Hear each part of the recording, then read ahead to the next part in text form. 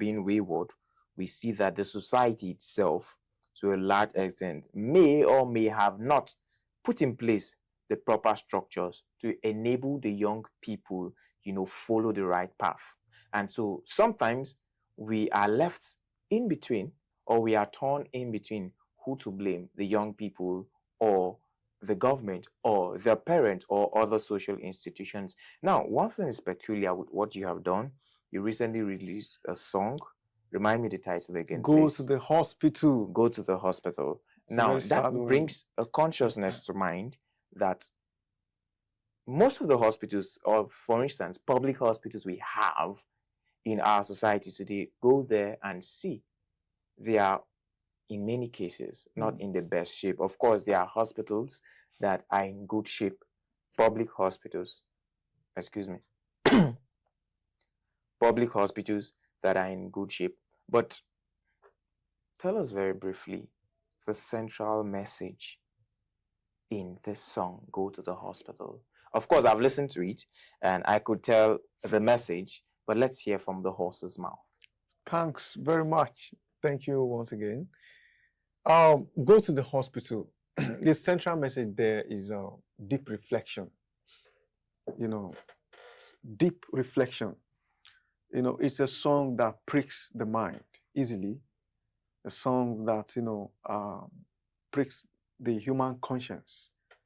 In the words of Jesus Christ, he says, better we attend burial than weddings. You understand? The burial ground is the place where the human consciousness come to me. You understand?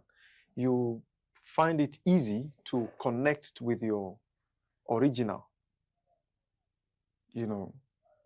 And we cannot deny the fact that the world is sinking.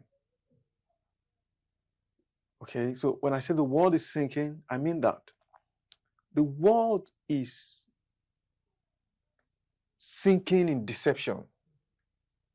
There are a lot of abnormalities almost in every nook and cranny of the things that we do as humans. The abnormal things have been normalized.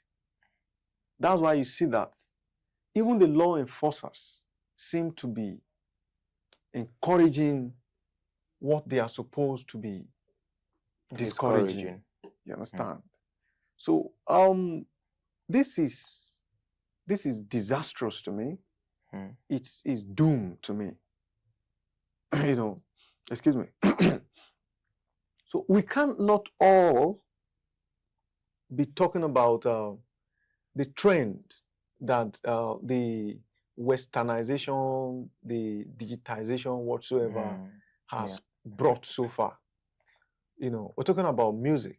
Music to me is an instrument of change. Is an instrument that people can use to create a change in a particular setting. You're an agent of change as well. You understand an agent of change using the instrument of change. I know, right? Thanks for that That's compliment. Beautiful.